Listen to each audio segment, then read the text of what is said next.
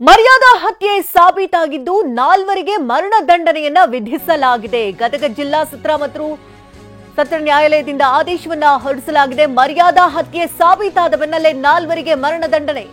ಗದಗ ಜಿಲ್ಲಾ ಮತ್ತು ಸತ್ರ ನ್ಯಾಯಾಲಯದಿಂದ ಆದೇಶ ಹೊರಡಿಸಲಾಗಿದೆ. ಶಿವಪ್ಪ ರಾಠೋಡ್, ರವಿಕುಮಾರ, ರಮೇಶ ರಾಠೋಡ್, ಸಾರಿಗೆ ಚಾಲಕ ಪರಶುರಾಮ್ ರಾಠೋಡ್ಗೆ ಮರಣದಂಡನೆಯನ್ನ ವಿಧಿಸಲಾಗಿದೆ. ಏನಿ ಪ್ರಕರಣ ಅಂತ ಗಮನಿಸುವುದಾದ್ರೆ 2019 ನವೆಂಬರ್ 6ರಂದು ಯುವ ಜೋಡಿಯ ಕೊಲೆಯಾಗಿರುತ್ತೆ.